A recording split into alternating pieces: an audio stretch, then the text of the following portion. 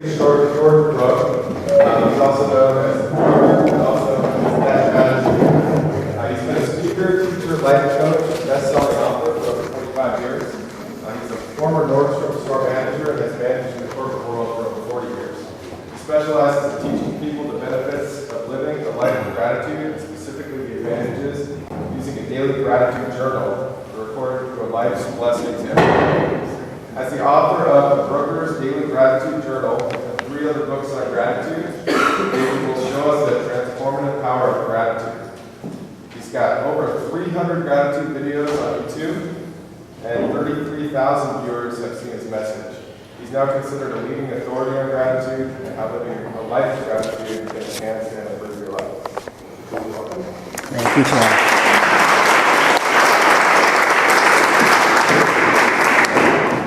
Thank you, Tim, and thank you, Janelle, for inviting me. Before I get started, I must say that typically, as mentioned to Janelle and Tim, I do a couple of presentations a week, and in most cases, people have a full stomach. So with no lunch, I'll do my best to keep your interest today. So let me start out with September 29th, 1998. It was a Tuesday morning. I woke up, it was about 6:30, and I looked over in my bed, and my wife wasn't there.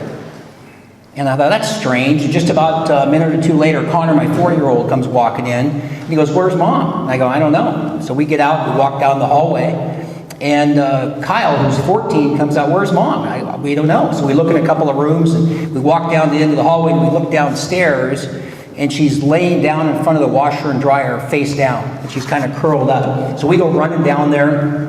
I turn her over, a bunch of stuff's coming out of her mouth, and I thought, oh my goodness, what's going on here? Connor starts crying. I yelled to Kyle, go upstairs and call the fire department. So within a matter of minutes, the house has just tons of people in it, probably 20, 25 people, fire, police, medic people, and so forth. And I had taken her out and started doing mouth-to-mouth resuscitation, and they got and took over and put all these tubes and these paddle things that just like you see on TV, and this whole thing was kind of surreal as they're trying to shock her heart, and her back is arching up and so forth. And for those of you that have ever been through anything like this, time loses all measure. And I didn't know how much time had gone by, but this little short fire person comes over to me and says, "Mr. Brooke, we've been working on your wife for an hour and a half, and we still don't have any heartbeat. Would you like us to continue?" I remember thinking at that very moment, I had never before in my life had to make a life and death decision for somebody. And I said, "No, you can stop." And she was gone. And Connor, as you can imagine, was inconsolable, and Kyle was crying, and by then I had some of my family there, and the house was full of people. And again, regardless of the size of the group I speak to, from 20 or 30 to 400 or 500 to 1,000, I always know there's a big percentage that have been through this. But what I didn't realize is that how I was going to cope with this, because prior to this was in 1998, I had lost my father to suicide. He was a very prominent attorney in Seattle. I'd lost my mother to cancer. I lost 2 of my best friends the night we graduated from high school, Queen Anne High School, class of 68. Another half a dozen friends in Vietnam, and it just kept going on and on. I thought, if I don't figure something out here, I don't think I'm going to make it. My father had already killed himself, and I'd had a couple other friends that had killed themselves. I thought, what is going on here? I need to figure, I've got a 4-year-old and a 14-year-old, and I'm going to have to pursue raising them, and I'm going to have to figure out how, I'm just a flesh and blood and skin and bone, just another guy trying to get through this world like we all are. But what was amazing is 2 or 3 days later, I walked upstairs and I walked out on the deck. I kind of looked up to the sky and I thought, now I completely understand why people kill themselves. I completely got it. And I just stood there by myself for a few minutes, and I realized that. I mentioned my father had these other friends. But I made a decision right then. I'm not killing myself. I got to raise Connor. His mom was gone. I got to raise Kyle. All these other people that left me in my life. And I thought somewhere along the line, I'm going to figure out some tools to get this, to give me something, to give me hope, to keep me going. Because you see this happen all the time. Now, what had happened, besides having all these friends and family members having passed on, Dana had been hooked on prescription medication. We met at Nordstrom, as Tim had mentioned. I was a Nordstrom store manager. We were both running stores or operations and different things. And she apparently got hooked on these pills, so she was out in this treatment center in Everett, Providence Medical Center. So I go in to see Dr. Dickinson one day. This is a little while before she passed. And he says, "Are you David Brooke? Are you Dana's husband? I need to talk to you. Come on in here, sit down." And he goes, "I've been doing this for 35 years. And he points out to the side, here's the room with all these people. And he says, to make you feel better, see him, he's a doctor, she's an attorney, he's an engineer. And it's this way of making you feel like everybody gets hit by this addiction thing. And I said, well, that's great, but all I care about is Dana, my wife. He goes, I know. But let me tell you what you're up against. 1 out of 20 of these people will make it back to a normal life. And of the 19 that don't, half of them will be dead in the next year. And she was dead about 9 months later. So I really realized, and when I do corporate training, I talk an awful lot about the 1 out of 20. Are you the 1 or are you the 19? And I really realized it does come back down to how you look at things. And as I mentioned again to Janelle and I think Tim as well, I get to do this presentation 2 or 3 times a week. And it's the best thing I've ever done. Better than running a Nordstrom store. I manage Lowe's home improvement stores and so forth. If I can affect one life today, it was worth it to me. But I realized it's how you look at it. And in a minute, I'm going to talk about this gratitude journal and why this is so important. But just to prove my point for a second, I'd like you to all stand up if you would. By the way, I've catered Red Robin. They'll be bringing burgers in. No, just kidding. So I'd like you to all take your hands, your arms rather, and put them up skyward as best you can. Get a little bit of stretch, and then start turning in a clockwise direction. Now, for anybody that doesn't have a watch on, that would be this direction. Clockwise. I notice there's no clocks on the wall. So now, as you keep turning clockwise and feel that stretch, keep going clockwise. Bring it down slowly. Keep coming down to about the top of your head. Now about to your eyes, your chin. And now about in the center. Now which direction is it going? Counterclockwise. You can sit down. Thank you. There's always 1 or 2 people that kind of thinking that maybe they change mid, but it depends on how you look at it. See, there's always somebody that just kind of like that. Think, did I stop and do the other direction? But what it really talks about, or what it really speaks to, is it just depends on how you look at something. So, and I think about, too, us as people and what really drives our being, if you will. One more quick exercise. Everybody very quickly point at yourself. Just point at yourself.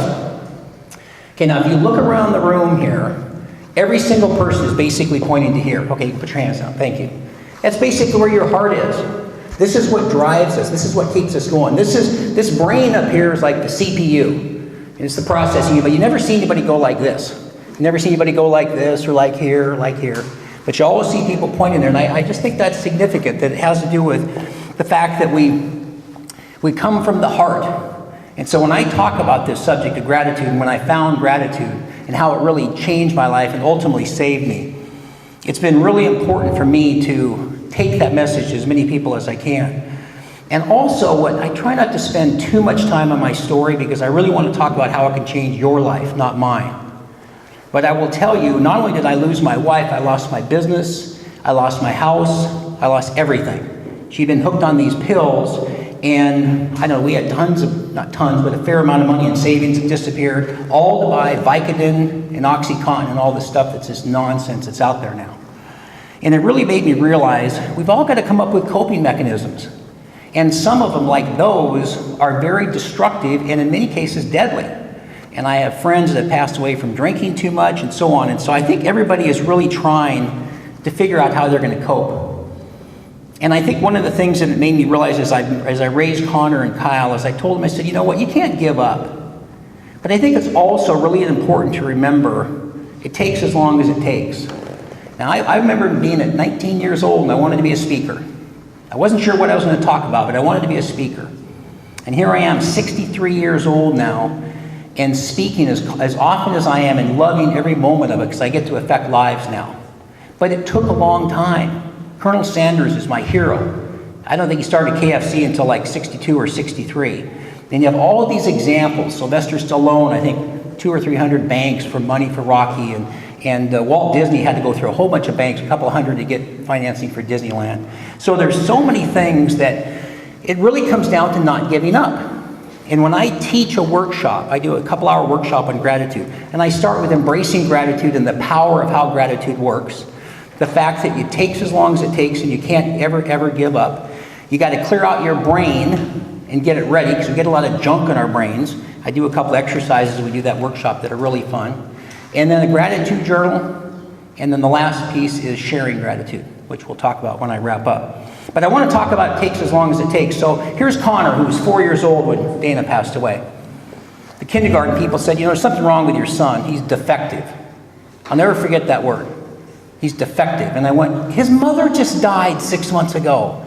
Yeah, well, we got problems. So we went in and did this big assessment. He was there all day. And I don't blame the process, but they were making him bounce balls and jump up and down and all this kind of thing. Gross motor skills weren't right. And in the end, they said, we need to talk to you. Just like Dr. Dickinson, come on in and sit down. Connor went and waited in the car. They said, you got big problems. This little boy's not going to make it. I said, what are you talking about? So they went into all this jargon about wives. And I kept saying, his mother just died, for goodness sakes. Yeah, he's going to need special ed. He's going to need... So they said, but most of all, I said, as I walked away, I was a pretty decent athlete. We lived by Green Lake in Seattle. I said, my plan is for him to be the quarterback of Roosevelt High School someday.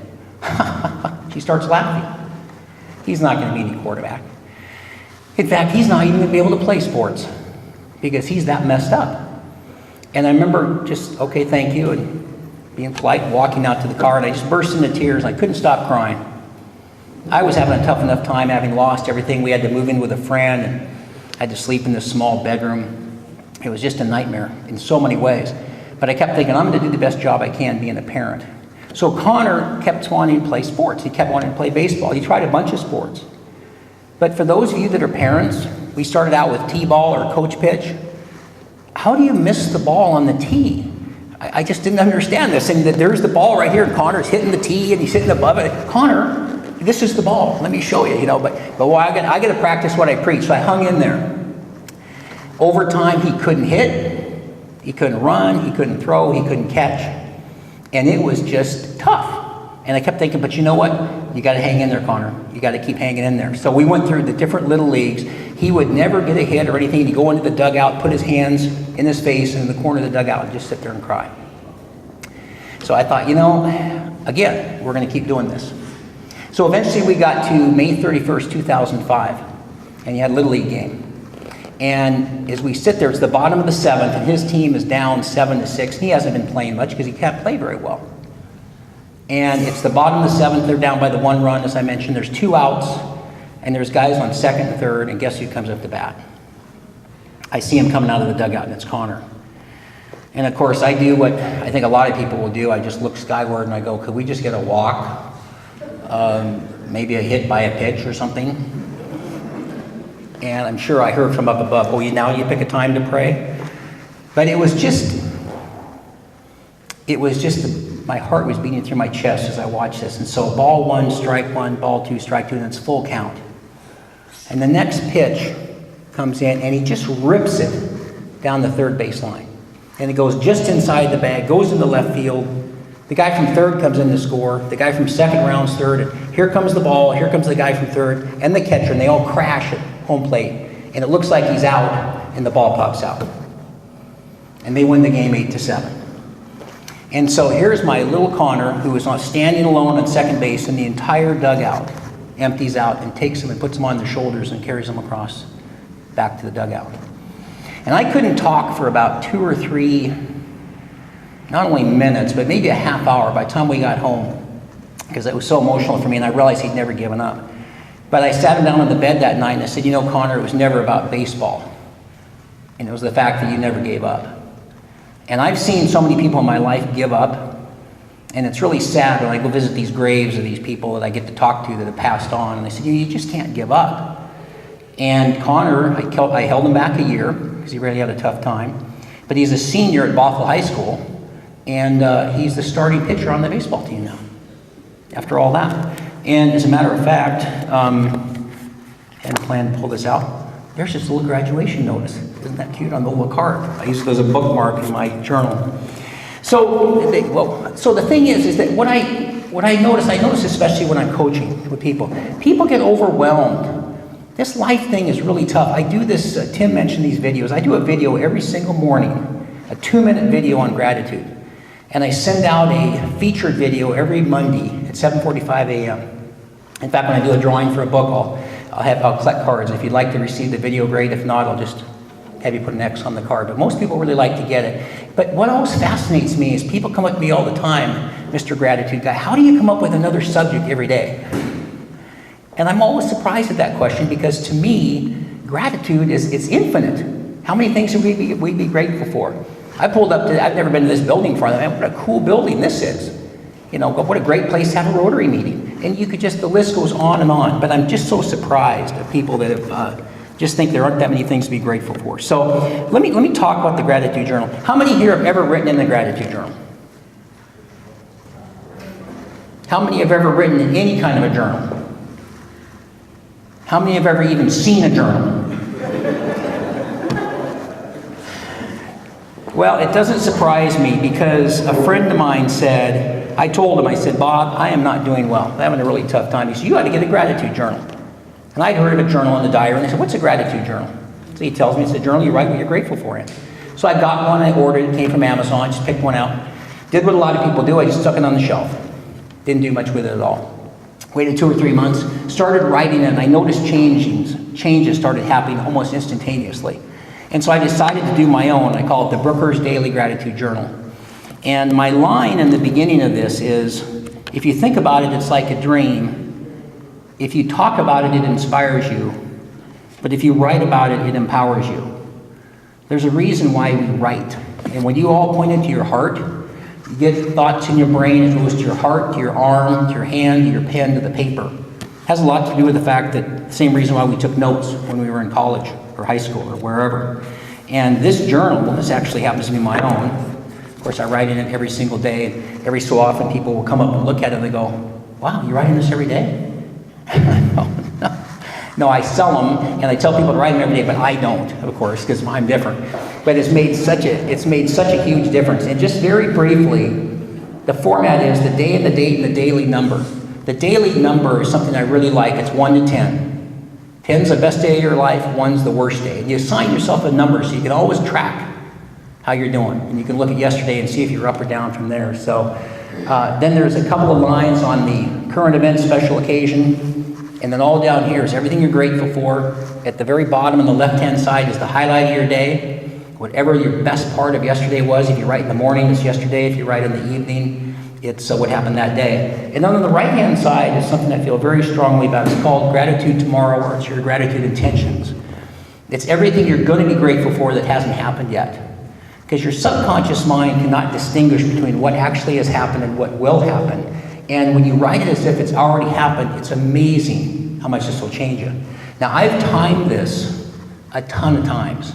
And I admit I write pretty fast. Now, Shar, I don't write cursive. We were having quite the conversation about cursive, which I love. I probably should. But I block print. But it takes me 7.5 minutes.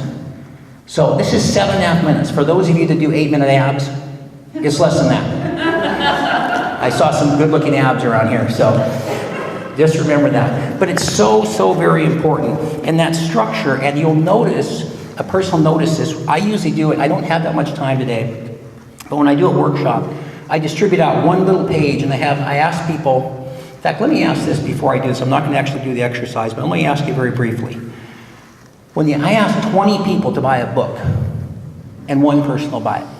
And think about the people that you have in your life that you don't understand what it is. You send out 20 emails. How many do you get back? You make 20 phone calls. I don't know. It just seems like it isn't a very high number. So if I look at this audience, all these bright, shining faces here, if I ask you you're the 1 or the 19, just by show of hands, how many people think they're the 1? The 1 that would do something? Okay, that's about normal. That's about half. Now, the reason that I can't do it today, again, because of time, but I take this page, the Gratitude Today page, and I have a copy of it on 8x10. I pass it out, and I take 5 minutes. Have everybody write down what they're grateful for.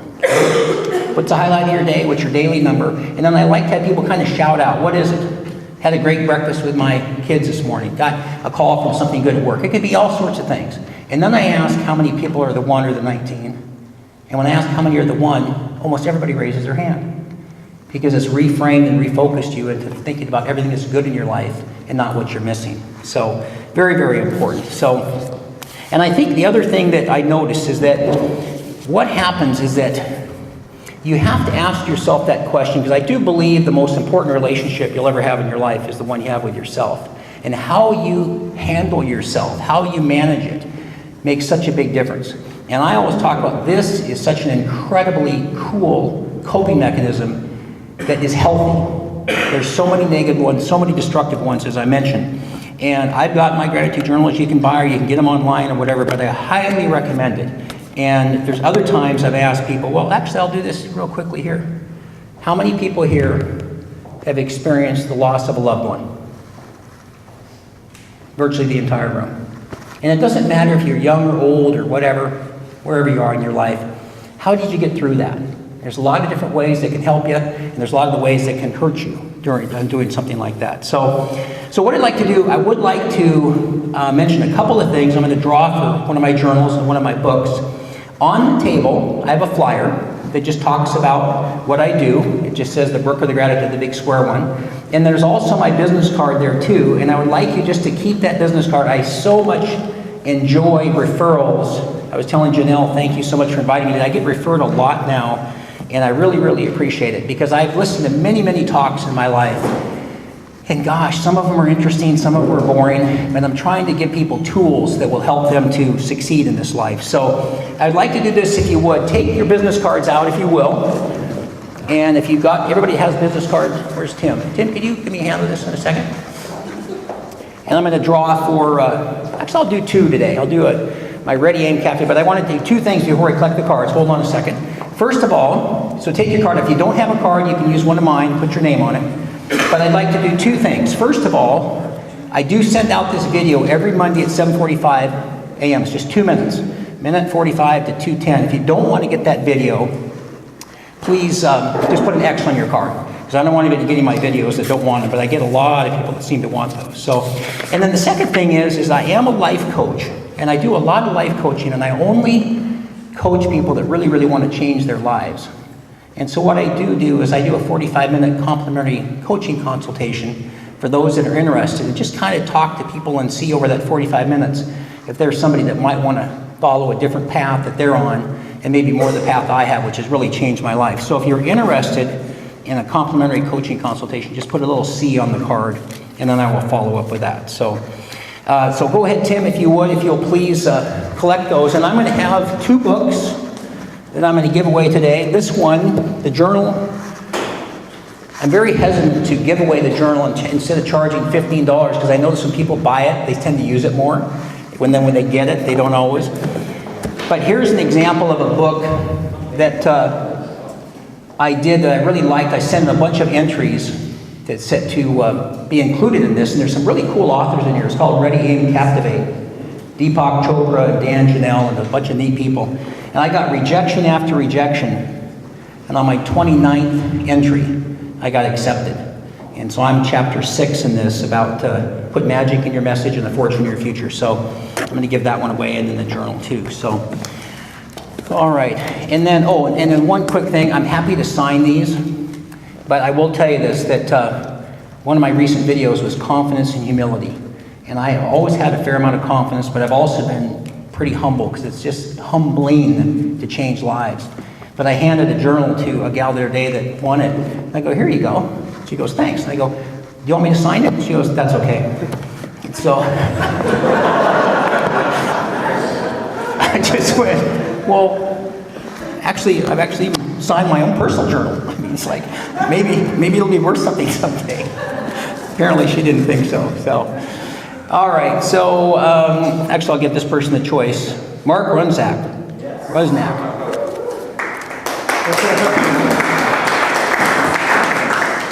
Journal or Ready, Aim, Captivate, Mark? So what are the choices, sir? This is the Ready, Aim, Captivate. That's all the authors. And then the gratitude journal is the daily gratitude journal. I'll do this one. Cool. If you want me to sign it, I'll sign it for you. Well, here. Yeah. I'll leave it. You sign it. Okay, cool, thank you. Okay, and the gratitude journal is Andy Rogers. Where's Andy? Very good. You want to do some of the questions? Or- Yeah, can I do one more quick story? Yeah. Okay. Yeah, thank you. All right, I got to wrap up. I don't need to be late. So I mentioned embracing gratitude, clearing out your brain, taking as long as it takes, a gratitude journal, and then finally sharing gratitude. One of the reasons I realize this, if you look at, again, the people in this group, in many groups I speak to, how many stories are out there that you've had that are so much better when you share them? And it's so important to have people in your lives that, where's Lindsay? Did she leave? The gal that was here earlier? I think she left. We were talking about her kids having a lot of friends and sharing stories and so forth. But I was flying along one day. I was fortunate enough when I was in my late 20s to learn how to fly. And I was flying along and I got caught down by ocean shores over here, in between cloud layers. Any pilots here? So you know, so I'm IFR and a VFR pilot, so not a good situation. Don't call the FAA. But I got caught between cloud layers, and all of a sudden this sun came in from the ocean, and it hit it, and it was like this kaleidoscope of colors. It was the most incredible thing. And I just grabbed onto the yoke, and I was just frozen, and my eyes must have been this big. And I just went, oh my goodness, I probably was going 160, 170 knots. And it just kept flying over and under me, and it was just the neatest thing I'd ever seen. And then just as quick as it had come, it left, bam, and I went out, and I was over. There was the ocean. There was Ocean Shores or Westport. And I was flying. I was back in the blue sky again. And I looked over to my right, and I went, wasn't that like the coolest thing you've ever seen? Oh, I was flying by myself. And to this day, it's always bothered me, because I flew a lot with people. And I went, nobody gets to know that story except me. And it always upset me, because it's the coolest thing I've ever seen. And when you get to share things with people, and when you can show people how gratitude can change their life, and in my case, it not only changed it and transformed it, but it really did save it. And if it could save mine, it can save yours too. Thank you so much.